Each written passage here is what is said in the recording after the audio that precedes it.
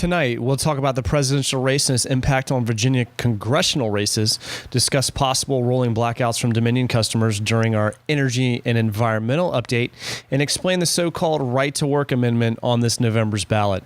This in our regular news roundup coming up next. Let's do this.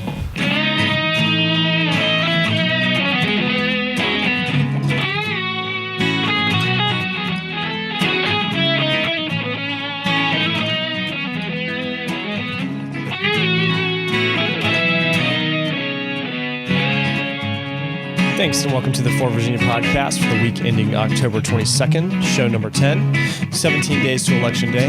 I'm your host, Michael Brain Wade. Thanks for tuning in. For Virginia is a Virginia State Political Action Committee focused on supporting progressive causes and candidates at the local and state level. Our weekly podcast is meant to provide you with news and analysis of politics across the state, helping you get the information you need to be an informed citizen, battle right-wing propaganda, and to help progressives organize and activate where we are most needed. As always, we'd like to ask you to go to our website at forvirginia.org, where we'll be posting show notes with links to all the sources that we reference. Please share this podcast on social media, follow us on Facebook, and help us get the word out. You can also subscribe to our YouTube channel to get updates when we post new episodes. We'd also like to hear any feedback that you have. Leave a comment on the video or email info@forvirginia.org. You can also contact us on Facebook if you're interested in helping the progressive revolution in Virginia. And if you like what we're doing and would like to support us, please head on over to our Act Blue page and make a donation. Thanks again for all your support. We've been bringing you the ongoing saga of House of Delegates member Rick Morris, who was arrested earlier this year and charged with several counts of felony child abuse, neglect, and cruelty. Delegate Morris's wife, Catherine, filed a protective order against him when he was originally arrested, claiming that he had assaulted her. A few weeks later, Delegate Morris actually filed a counterclaim against his wife for a protective order against her, saying that she had assaulted him as well. This Tuesday in Suffolk Domestic Relations Court, they both dropped protective orders against each other. Morris, who represents parts of Suffolk and most of Isle of Wight County in the House of Delegates, has declined to resign his seat despite calls by House Republican leaders for him to do so. Morris is up for re-election in November of 2017. Hint, hint, wink, wink. For anyone in the Isle of Wight County and Suffolk areas who would like to run against this man. Morris was co-sponsor of a fetal pain bill intended to stop abortions in the state of Virginia. Earlier this month, a Trump supporter protested at Democratic congressional candidate Jane Dittmar's campaign office by sitting in the parking lot with a gun. The man claimed that he was offering support for any closeted Trump supporters to come out and show support for the candidate, and has set off a firestorm of controversy not only within Virginia but across the nation. An editorial in the Daily Progress this week states that the Fluvanna man who stood outside Ms. Dittmar's office broke no law, made no threats. He was within his right to protest by silent presence. But being right isn't always being smart. In this age of mass shootings of innocents, the protester should have known that standing vigil with a firearm would make people nervous and should have been sensitive to the inevitable fears his presence might create. Instead of advancing Second Amendment rights, if that were his intention, he may well have injured them. After the incident went viral, the Dittmar campaign was assaulted by threats and aggressive language directed towards the campaign and some of its personnel. We've been talking for several weeks about the ongoing budget crisis in the city of Petersburg. Facing a budget shortfall, they've had to cut back city services, maintenance on vehicles, almost closed down a fire department. A Richmond Times Dispatch article reports that two empty council seats, the city's charter, and one of the council's own rules of procedures didn't stop 4 Petersburg City Council members from pushing through a vote to hire turnaround specialists that supporters see as an answer to the city's financial woes. Last week, we reported that the Petersburg City Council was considering hiring the Washington-based Robert Bob Group to turn around their budget shortfalls with a $300,000 fee. The 4-1 vote appeared to go against two rules, one in the city's charter and another in the council's rules of procedures. The absence of two council members at Tuesday's special meeting left the council 3 members short of the 7 present during the Tuesday's 3-3-1 vote. There's a lot of explanation in the Richmond Times-Dispatch article. There were several votes, one on Tuesday and one on Thursday, which seemed to go against the one on Tuesday. Apparently, there's rules about how quickly it can turn things around like that. A little too technical for me to get to right at the moment. Councilwoman Tresca Wilson-Smith was quoted, "If the premise is that we are hiring this group to help us with our finances, we could just as soon pay our bills with it." Residents have railed against the council over transparency surrounding the negotiations. Bob was Richmond city manager from 86 to 97 and also served as an emergency financial manager for Detroit Public Schools. So we'll see how that all plays out. And we've also been reporting news of Virginia's budget shortfall, almost $1.5 billion budget shortfall. McAuliffe has responded by announcing layoffs at the Library of Virginia. The Pilot reporting that the layoffs will hinder open government and preservations of historical records. The Library of Virginia will close 15 of its 126 employees under McAuliffe's plan. Not clear which positions will be cut. The Pilot states that the cuts will hinder the library's ability to manage records, preserve the state's historical record, and educate students and the public, according to a former employee letter. The library is responsible for publishing emails of gubernatorial administrations, including 1.3 million email messages from the Kane administration from 2006 to 2010. Several weeks ago, we reported on a Daily News Record article about city police and FBI investigating voter fraud. There weren't a lot of details at the time, but we believe that a recent article published in the Winchester Star sheds a little bit more light about what is going on. According to a Harrisburg official, a Shenandoah Valley grad allegedly turned in 19 false registrations, including deceased individuals. According to the Winchester Star, charges are likely to be filed before Election Day in a case involving a Sharonda High School graduate, the voter registration organization he worked for, and the submission of false voter registration applications. Harrisonburg Director of Elections Debbie Logan told the City Electoral Board on Wednesday that the FBI had given her information and the names of the 19 people who were falsely registered, 5 of them dead. Previous reports have said that all 19 false registration applications were in the name of the deceased. So we don't have a whole lot more information about that at the moment, but we will provide it as information becomes available.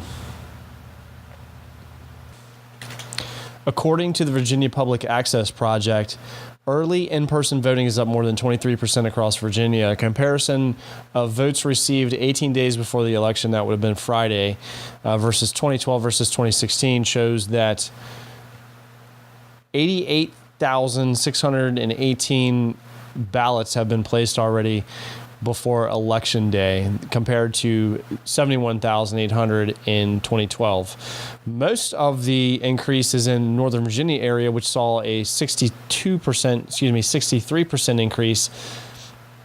Also increasing was Southwest Virginia, Southside Virginia, Valley Virginia, and Piedmont areas.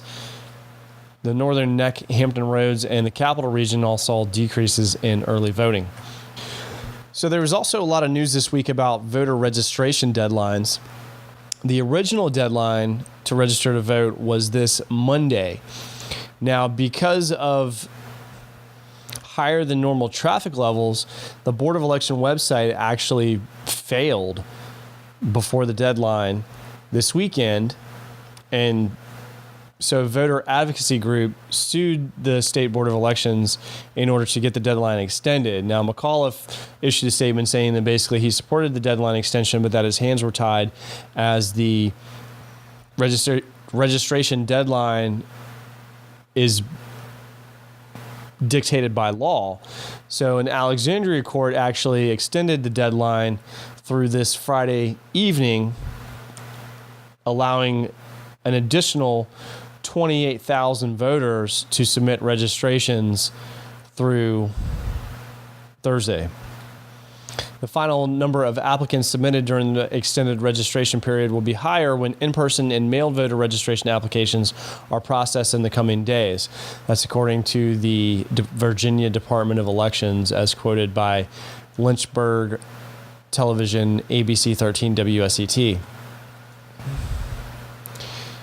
And just a final note on voter registrations, going back to the restoration of voting rights that hopefully you're aware of already. Governor McAuliffe tried to blanket restore the rights of 200,000 felons who have supposed to have served their time, and the Republicans pushed back on it, and the Supreme Court of Virginia said that the governor had overreached. And so he's basically started signing individual orders. According to a Huffington Post article that was published on the 20th, 67,000 Virginia ex-felons. According to the Huffington Post, 67,000 Virginia ex-felons just got their voting rights back. Now, we've provided information in the past based on the Virginia Public Access Project's number crunching that shows that most of the restored felons, at least of the first batch, I believe it was like 13 or so thousand individuals, most of those people lived in heavily Democratic areas. I think it was like 1/3 of those people lived in voting districts that went more than 25 points for Obama in 2012. We really don't have any solid figures on how many felons got their voting rights restored that could actually swing a voting precinct. So would love to see those numbers, but we don't have anything at this time. But there's been several batches of restorations that have been processed. 13,000 here or there. So it's up to 67,000. So we're going to talk about the presidential election here in a minute. And more than likely, those 67,000 voters won't make a difference in the presidential race, but its impact on the congressional races may very well be significant. We're going to take a short break. We'll be right back with news about the national and congressional elections. So stay tuned. We'll be right back on the For Virginia podcast.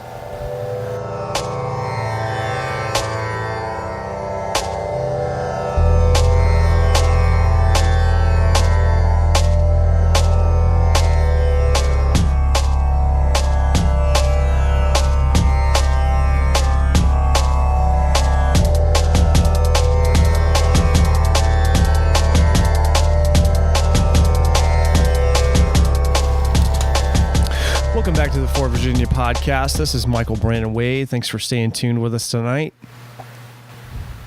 Moving on to federal elections. Last week there was a lot of controversy over whether or not the Trump campaign was pulling out of Virginia. Their campaign manager, Corey Stewart, was fired following a protest that he attended where he basically called the GOP establishment in the state pukes for pulling support for Trump following his sexist sexual abuse remarks.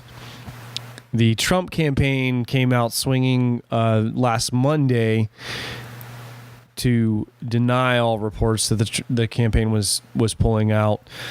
I remember Eric Trump was actually on John Frederick's show saying that it wasn't true, and that the campaign actually responded by putting out a $2 million ad buy between Monday and Election Day. So today, Saturday, Trump actually came to Regent University, where he was met by Pat Robertson and Jerry Falwell Jr. Trump gave a 30-minute speech before a large crowd of supporters and did a little bit of pandering. We will be a strong nation again. We're going to rebuild the depleted military. We have the greatest people on earth, but our military is depleted with the equipment we're using and other things. We are going to totally rebuild our military. We are going to start with the Navy right here in Virginia Beach as part of our plan to create a 350-ship fleet.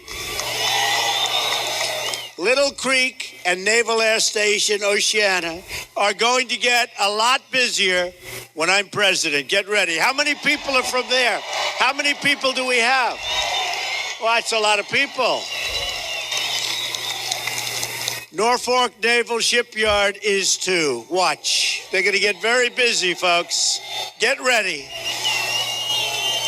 They're going to be right at the center of the action of the building of new ships. When it comes to the military, I believe in three very, very important words: peace through strength.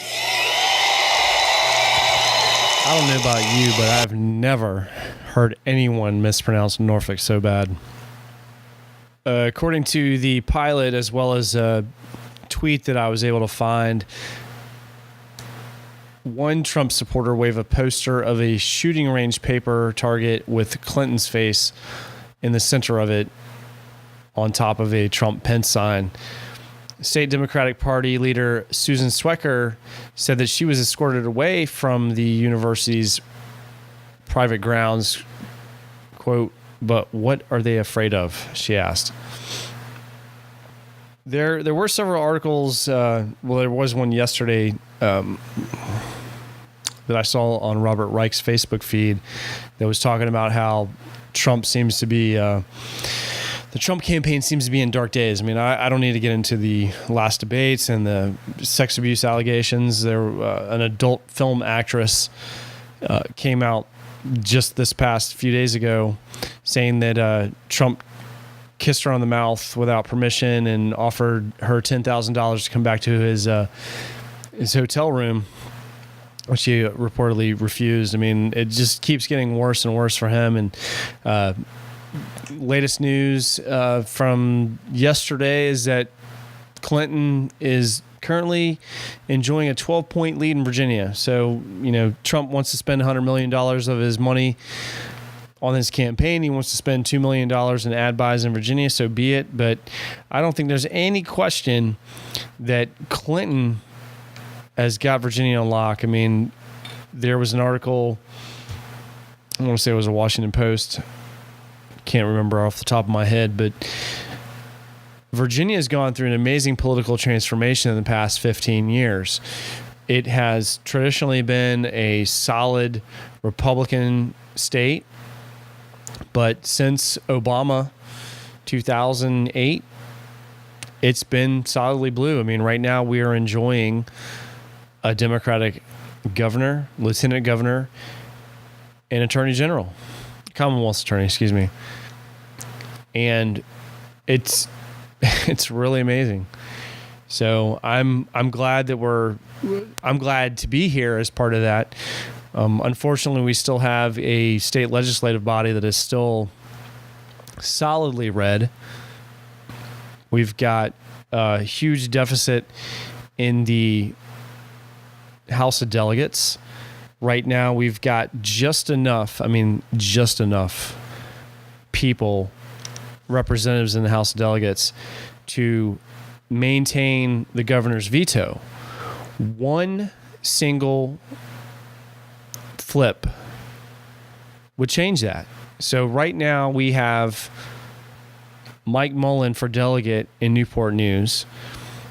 Just for those of you that don't know, Senator John Miller, I believe it's the first Senate district, CNU area, Newport News, passed away from a heart attack. And so his seat opened up. So Monty Mason, who is the delegate in, I want to say, the 93rd, resigned his seat so that he could run for Miller's seat, which I think is pretty safe. But the reason that he resigned is because they wanted the election to happen this November.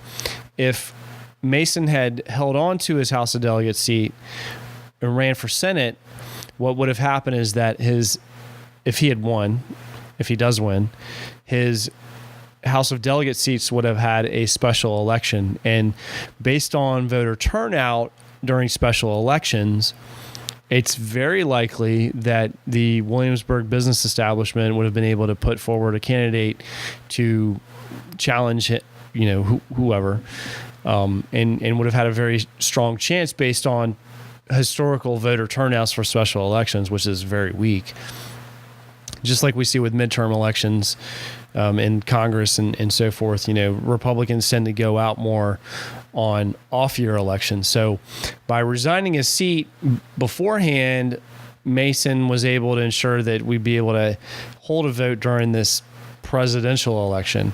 And Mike Mullins, who's a attorney and ran for city council, I believe, is up against an opponent who I hope that he will overcome. But before we get too far away from Trump's comments about this 350-ship fleet, a similar argument was made by Randy Forbes when he was running in the 4th District. There's an argument that it's nothing more than welfare by military expenditures. So there was a report just out today on CNN, posted by my friend Ira, who works at Northrop Grumman Shipyard, that the Pentagon should scrap the $40 billion aircraft carrier program. Not all carriers specifically, sorry, but the Ford-class aircraft carrier program. I mean, there's been a huge problem with the F-35 Joint Strike Fighters, but obviously America's role in the world has changed a lot. The report's authors, quote, said purchasing a combination of high-tech systems along with cheaper, lower-tech options would allow the Pentagon to increase the size of its force and permit the U.S. to invest in equipment to handle emerging threats. So the nature of the military is changing, and I guarantee you that all this rhetoric about America's military in decline is not met well by people who actually work in the military. And I welcome your calls and your comments on this. I'm a civilian. I've never been in the military. I have family in the military. And I know people have strong opinions about this. I'm more than happy to listen to what you have to say. But the people that I do know that are mechanics and engineers in the military take these type of comments very personal and disagree with them.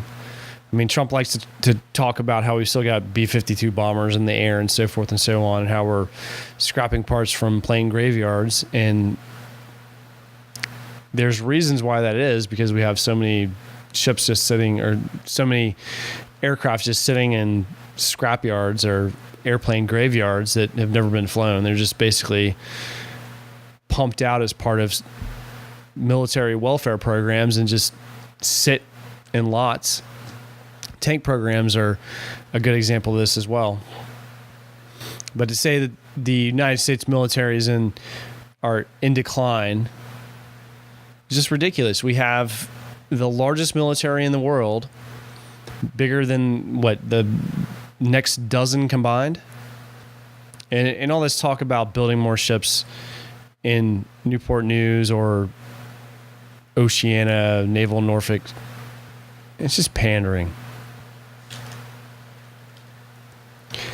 And as bad as Trump is doing in Virginia, what is really important as he continues to fall off the face of the earth is the effect it's having on down ballot races. Now, Virginia doesn't have any Senate races this year. We'll probably have one next year if Kane gets the VP nod. But elsewhere in the country, I mean, it looks very likely that Democrats will take over the Senate next year. And if Clinton is elected, the Senate is probably going to change the rules to allow a simple majority vote on Supreme Court candidates. Bernie Sanders is going to be Senate Finance Chairman. God, isn't that awesome? But Virginia has a lot of congressional races that are going on right now. And, you know, the people who have supported Trump that are trying to distance themselves from him right now, I mean, it's going to have a huge effect. I mean, there's a lot of chatter in the media, Vox.com and Salon and Politico and all these other sites. I mean, they're talking about the House is in play. I mean, to think that it might be possible that we could have President Hillary Clinton with a Democratic Senate and possibly a Democratic House going into 2017 is just mind-boggling. I mean, Obama had a majority his first year, 2 years in office. 2010 was when the Tea Party kind of took over. But to think that we might have that again, just think what could possibly happen. I mean, how amazing would it be if if we can actually hold her to the Democratic Party platform that we got through here in the state of Virginia and at the Democratic Party convention, that progressive platform, $15 minimum wage, Medicaid expansion. I just hope we can get through the carbon tax, clean power plan. We'll make it through the Supreme Court. But just think what that's going to do for the country for the next generation. It's really important. So Barbara Comstock, sorry, I'm jumping ahead of myself here. I was going to talk about Barbara here a little bit later, but she's in the 10th. But Barbara Comstock, according to Reuters, is trying to untether herself from Donald Trump in her re-election bid for the U.S. Congress. She represents a wealthy House of Representatives district in Northern Virginia. And as I told you earlier, Northern Virginia has seen that, 26% increase in early voting? I think that bodes very ill for her. Sabato's crystal ball says that Comstock would be a clear favorite in a normal year, but it's all in question because of Trump right now. She waited too long to say that she wouldn't vote for Trump. And her views on immigration, abortion, and climate change are shockingly similar to Trump's. So, speaking of which, climate change, that is, our good friend Brent Finnegan alerted us to an article by the Daily News Record of Harrisonburg. Re-elect Goodlatte. He's a good congressman. Title of the article. Goodlatte running for Congress in the 6th against Democrat Kai Degner, who is a member of Harrisonburg City Council and former mayor.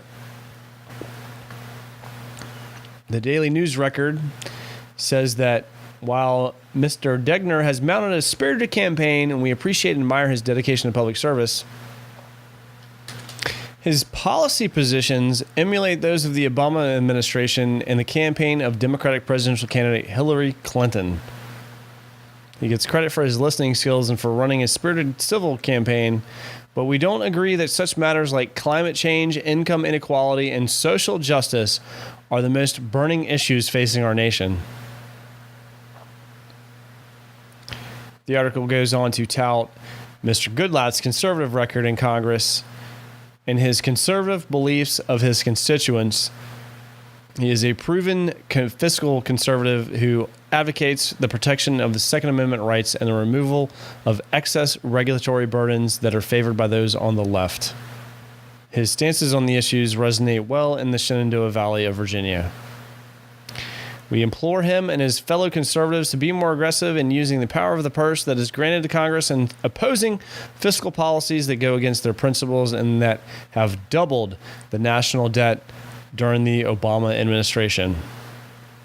If he is to serve not just the district but the country, he must oppose the mass migration and resettlement of refugees as well as the insouciance of the executive branch towards illegal immigration.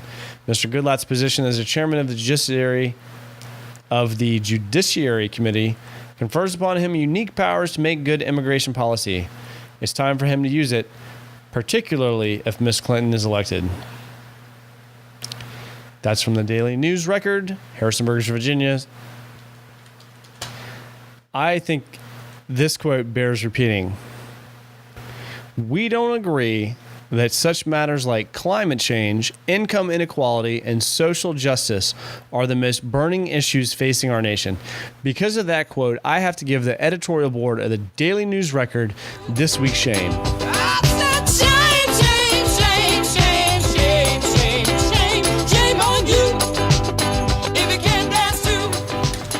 I imagine that if you did live in Harrisonburg, that the effects of climate change probably aren't that important to you. I don't know the demographics of Harrisonburg, but I presume that social justice probably isn't that important to you as well. I'm sure it's important to a lot of people. Let me clarify that. I mean, hopefully we're going to see how important it is when this election comes through. Goodlatte has been all over the news, his support for Trump, and according to the editorial, if the election was confined to the city limits of Harrisonburg, it would be a shoo-in for Degner. But since you have to include all of the suburbs or exurbs of the city, those things don't really matter, I guess. Income inequality, that's a shock, though. I'm going to have to do some research on demographics, census data, and income data. Just like to remind everybody, Harrisonburg is represented by State Senator Mark Obenshain, who's currently on the For Virginia hit list for his work squashing marijuana decriminalization. We'll get into that more on another show, I'm sure. Just briefly, him and Senate Majority Leader Tommy Norman Jr. out of Williamsburg have worked to squash any bill that's been pushed through the General Assembly Senate side the past couple of years to decriminalize simple possession of marijuana. Adam Eben out of Alexandria has pushed forward legislation in the past few years to change that from a $500 criminal fine with 30 days in jail to a $100 civil fine, basically equivalent to a traffic ticket. So we'll probably have to talk about that later on. Norfolk's been doing a lot with that, considering the decriminalization issue, but don't want to digress too far. So we talked about the 10th with Comstock, endorsed by the Winchester Star. We'd like to urge everyone in the 10th district to go out and vote for Lou Ann Bennett in November. If you're in the 6th, vote for Degner. And in the 4th, we've got a debate that just happened between Donald McEachin, the Democrat, or no relation, I assure you, Henrico County Sheriff Mike Wade. Now, I heard Mike Wade on John Frederick's show several months ago when he first announced his run, and he was asked about ISIS and several other foreign policy issues, and he had no answers. It was very obvious he was ill-prepared for that. And I haven't listened to this debate except for small snippets of it, but it definitely sounds like he's been doing his homework. So kudos to him for doing that. I'm posting a link to the Pilot Online article about it. The debate itself is on the internet on WCVE's broadcast. So if that's your district, definitely encourage you to listen to those guys. Obviously, the social justice involving police relations and minorities is very important to McEachin, who was black.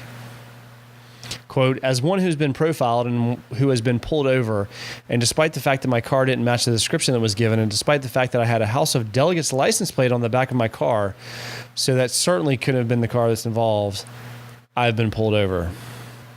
He said he understood the fear many people have when they're stopped and haven't done anything wrong. Mike Wade, 60-year-old Henrico County Sheriff for 17 years, agreed that body cameras help calm situations and was thankful that he's never had to use deadly force. And also in the 2nd District, Hearsay with Kathy Lewis, which is the local NPR station, WHRO, here in Hampton Roads, had an interview with the Democratic nominee for the 2nd District, Sean Brown, and Scott Taylor, who is her Republican challenger. They are running for Scott Ridgell's seat in the 2nd, who is retiring from Congress, having accomplished everything he hoped to do, / sarcasm. Full disclaimer, I've been working with Sean Brown as her digital director for website and technology infrastructure for the past several months. So just to get that out of the way. Taylor, of course, is a Virginia Beach House of Delegates member for the past couple of years. He beat Congressman Randy Forbes, who is the 4th District incumbent seat, but bounced to the 2nd following redistricting of Bobby Scott's district, which put more minorities in the 4th District. I guess he figures he can't possibly win if black people are allowed to vote. So he moved to the 2nd, got beat by Taylor, who justly called him a carpetbagger, blew him out in the primaries, and so he's running against Scott Brown, and we'll see how that goes. But we're putting the interview up on the show notes, so listen to that.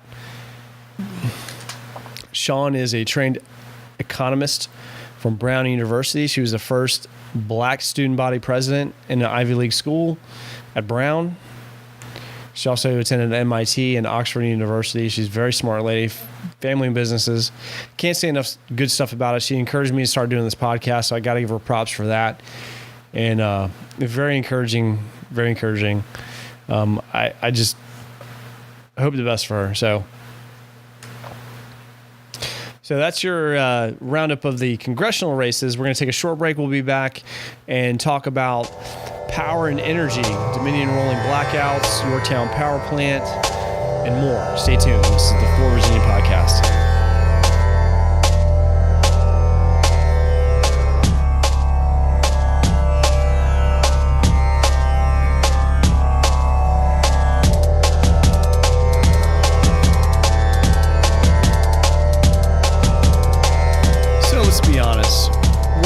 Friends of Dominion Power here.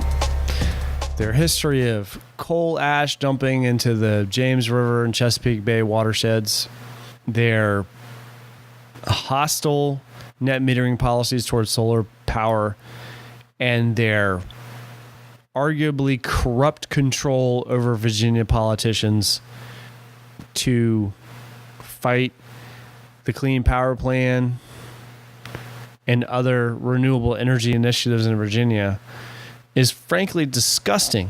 We had Ivy Main from Power to the People of Virginia policy blog on here a few weeks ago. Great interview if you should go back and listen to it. But we have some news articles about what's been going on with them that you probably be interested in. So the first article from the Virginia Gazette is that Dominion and the Corps of Engineers, the Army Corps of Engineers, are basically out of options about the Surrey power line project. So to recap, they need another crossing. They already have these distribution lines across at the James River Bridge, but they've been trying to figure out a place to put additional power distribution lines across at the Jamestown Ferry crossing. And the Jamestown archaeological people are opposed to it because it threatens the archaeological site. Jamestown, the original Jamestown settlement from 1607, is actually underwater right now.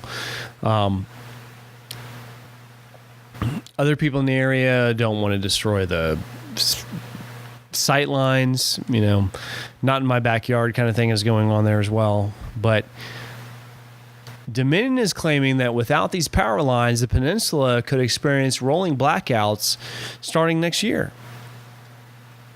And we had an article that we saw earlier. There's a coal plant that Dominion has that they're only allowed to operate when they're running out of capacity.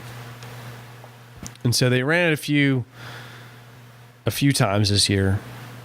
But basically what's going on is that Dominion needs to be able to transmit power from Surrey Nuclear Station, which they're trying to expand the operating license from 40 years to 80 years. I'm not even going to get into that, why that's a bad idea.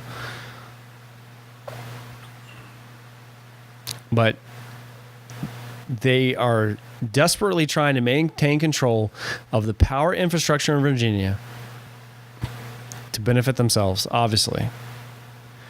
So the net metering policy is related to how solar generators, homeowners and commercial solar installations can sell power back to Dominion. So in a lot of states, if you generate more solar power than you can consume, you can sell it back to the utility at what is called the retail rate, which is what Joe homeowner pays Dominion for power. But what Dominion has done is that they will only buy that back at the wholesale rate, which causes a lot of solar companies such as Solar City or SunPower, who will normally go in and install solar panels on your roof for free. They will do that because they can sell back the power at the retail rate, but because Dominion has wholesale net metering policies, these companies won't do business in Virginia. And so that's why you see companies like North Carolina, Maryland getting all these solar jobs while we're still looking at coal country dying and trying to figure out what we're going to do about that. There's a example of Nevada where they literally changed the net metering policies and the entire solar infrastructure left the next day. This happened earlier, I want to say spring this year. But the Army Corps of Engineers is basically not able to negotiate with Dominion to put these Surrey line towers in. And so Dominion is threatening power blackouts in Peninsula in 2017. Imagine that. Just amazing. Found the other article. The Daily Press reported that the aging coal-fueled units at Dominion Power's Yorktown power plant ran a lot less often this summer, but that it signals major power shortages next year when the plant is offline. So basically, the coal-fueled plant comes online when there's power shortage.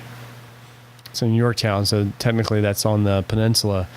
So I guess when they're not able to send enough power over from the south side through Surrey, where the James River transmission units at this Yorktown plant comes online. And so it's basically been ordered by federal regulators to only run this coal-powered plant when necessary. And this all goes back to the Clean Power Plan and the Regional Greenhouse Gas Initiative. We've talked about this before. We'll get into it more if you guys want.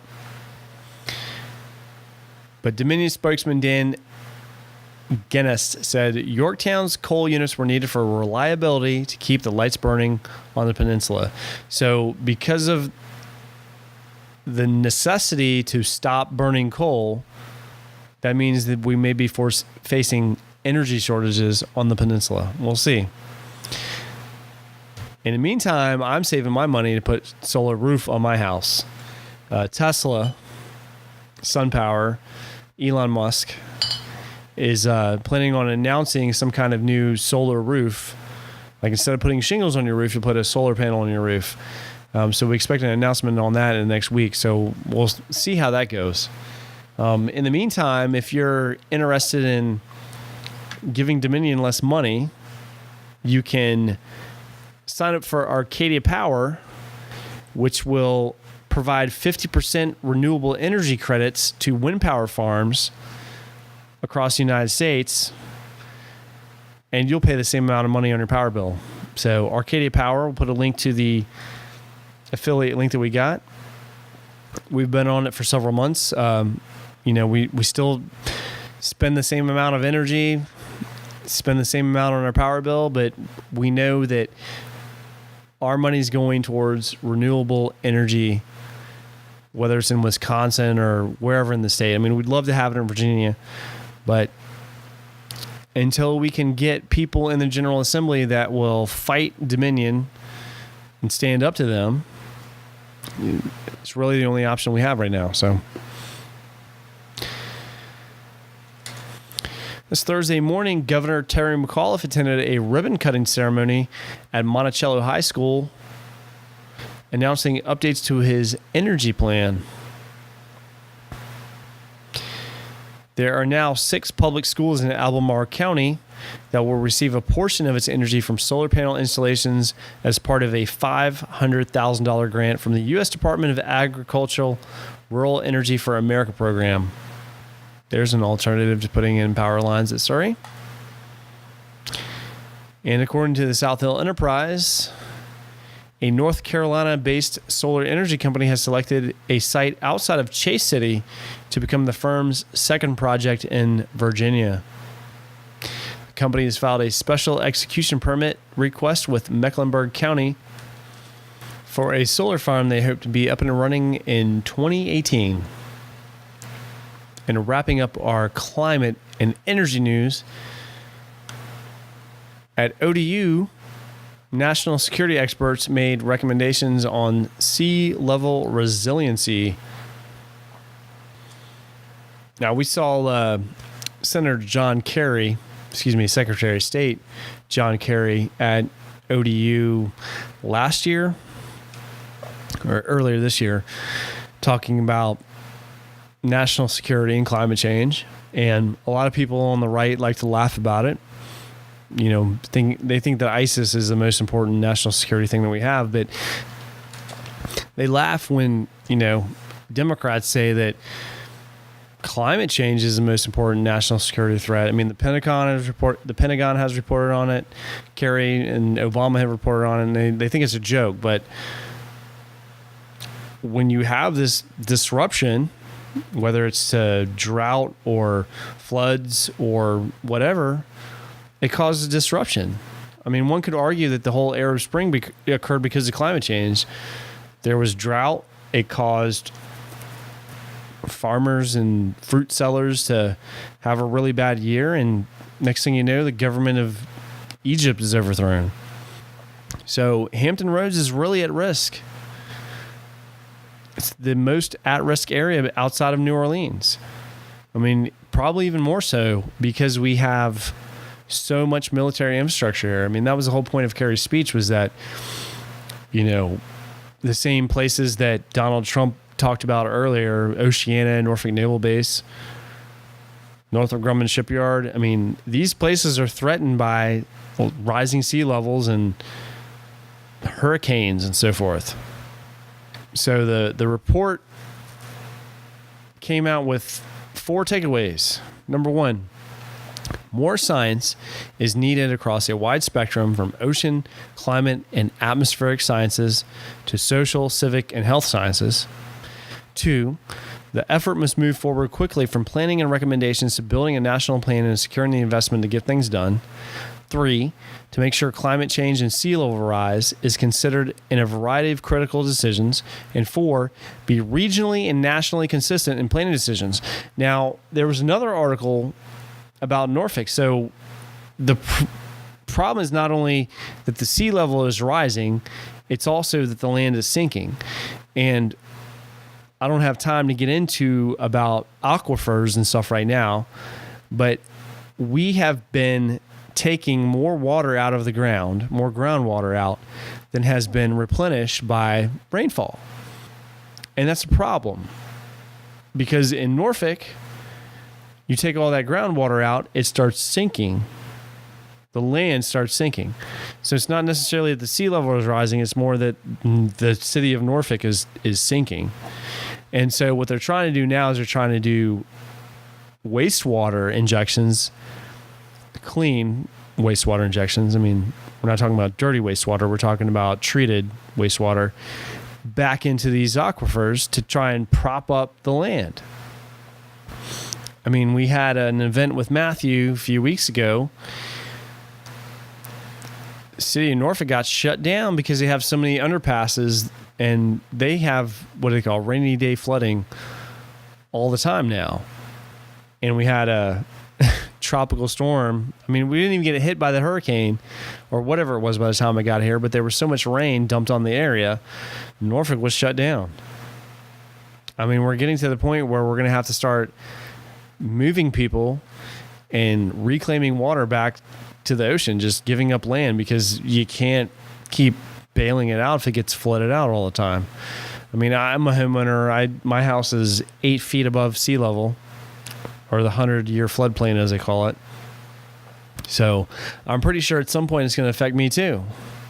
And what are you going to do when an area gets regularly flooded and you can't sell it? Nobody wants to buy land that gets underwater every year. There's going to be massive bailouts. And to laugh it off and say, oh, it's fake. Like, it just doesn't cut it. It doesn't cut it. Something has to be done. And we can't afford to keep electing presidential candidates, congressional candidates, city leaders that refuse to acknowledge that climate change is real. We can't. Anyways, we're going to take a quick break. We'll be right back, wrap up the show. Stay tuned. This is the For Virginia Podcast.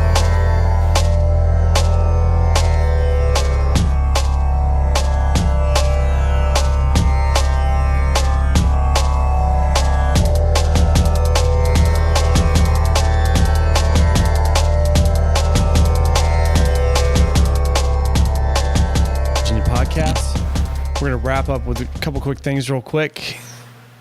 This November, there will be 2 amendments for the Virginia Constitution that we will be voting on. Amendment 1 is regarding the so-called right to work law.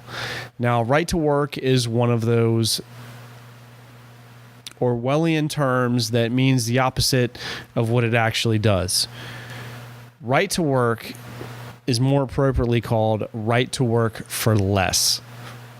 And we think that right to work is wrong. It is basically an anti-union measure that aims to starve unions of the funds necessary to perform operations. What it does is it prevents unions from requiring fees from people that work in union shops. So, for example, if you're a federal government employee and you go to work at a federal agency that has a union, you are not required to pay union dues, although you reap the benefits of unions. For example, if you have a dispute with management, if the union has capacity, they have to represent you, even though you're not a due-paying member. you also reap the rewards of union action. For example, one of my family members was the recipient of several tens of thousands of dollars because of a union lawsuit against the government, which required them to pay back wages for out-of-country travel. So at the time, when my family member had to go overseas, they were only paid for the time that they spent while they were on the job. But what the union did is they sued for wages based on the argument that from the time they left the country till the time they get back, they were on the job. So whether you agree with that or not is irrelevant, but what the point is that even though my family member was not a union member, they were able to reap the benefits of this union action. And right to work, again, its main premise is to destroy union membership. And it's been hugely successful over the past few decades. Robert Reich has videos on this they can explain better than I can do in a short time. But the statistics show that right-to-work states have consistently lower wages for workers, worse benefits, and they destroy unions. And the amendment itself is confusing. The language, I'm not even going to try to get into tonight. It's almost as if they make it as confusing as possible that you can't tell heads or tails what it's saying.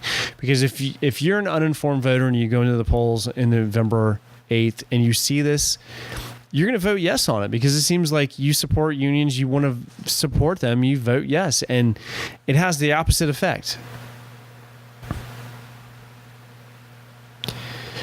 Right to work is already the law in Virginia. It has been for 70 years.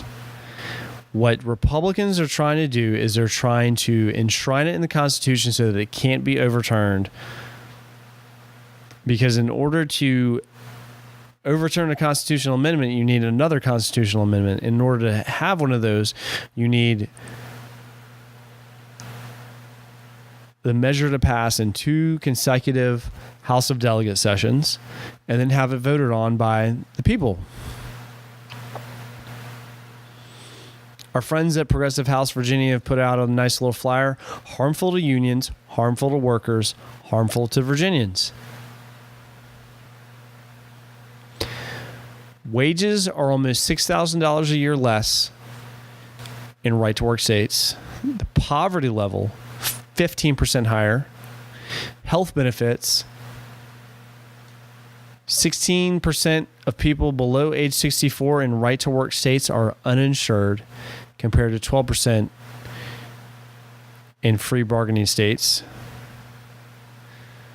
And the risk of workplace death is up 45% in right-to-work states where union can't speak up on behalf of workers. So when you head into the polls on November 8th and you see Amendment 1, vote no, because right to work for less is wrong. And tell your friends. I had a long discussion with someone on Facebook who was in support of unions that read the language on this bill. Someone had posted a picture of the ballot, and even reading it and looking at it, we had to go back and forth several times because the way it was written, he interpreted it the opposite of what it was. I mean, it's very tricky. So again, the DPVA, the unions in the state of Virginia are all against this amendment. So vote no. Right to work for less is wrong. And we're going to wrap up with our fame of the week.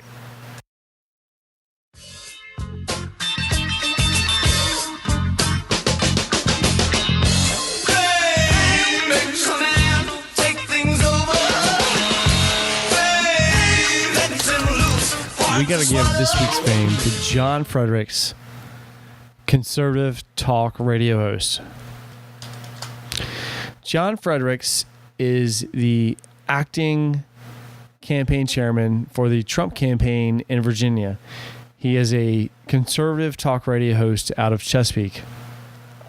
I've called in this show before as Mike from Hampton, talking about Bernie Sanders. I interact with him frequently on Twitter. Listen to the show all the time because I don't want to be a liberal echo chamber victim. So I listen to Fredericks and I listen to Hannity and Rush Limbaugh and Glenn Beck and all those other guys because I want to know what's going on and I want to be able to pass on the information. So I was kind of surprised a few months ago when I heard Fredericks voice his support for a raise in minimum wage. I think he was for the $12 version. And again this week, when I heard him give an interview with Michael Cassidy of the Commonwealth Institute talking about Medicaid expansion, he wanted to dispel some of the propaganda that had been put out by some Republican General Assemblymen. It really boiled down to, his argument boiled down to the fact that most of the expansion or most of the increase in Medicaid expenditures was due to a small minority of Medicaid recipients who were dependent on care. You know, people who had severe disabilities and so forth. And their argument was that expanding Medicaid for people who were in poverty was the humane thing to do. So I'm going to post the interview up on the show notes. I encourage you to listen to it. What really strikes me is that 9th District candidates Morgan Griffin and Derek Kitts both agreed that the state should expand Medicaid, but there was a question of whether or not the state could afford it. And I don't know if John Fredericks is kind of showing a change in policy or if he's an early adopter, so to speak, but I got to give him props for supporting the minimum wage increase and supporting Medicaid expansion, because we've had 2 years where the past sessions have failed to do so. I think that last year we came within one vote in the Senate, and the House of Delegates has really been up in the air. They've just been generally opposed to it. But maybe, just maybe, this is a sign of progress. Anyways, that's all the time we have for this week. We appreciate everyone that tuned in. Thank you for all your support and all your shares. So please check out our website, share us on social media, and your financial support is always appreciated. This is the For Virginia Podcast, episode 10. Please submit your feedback on our website, on Facebook, or by emailing info@forvirginia.org. We'll continue working hard to bring you the news, information, and analysis to help the progressive revolution alive and moving forward in Virginia through 2017. My name is Michael Brandon Wade. Thank you, and we'll see you next week.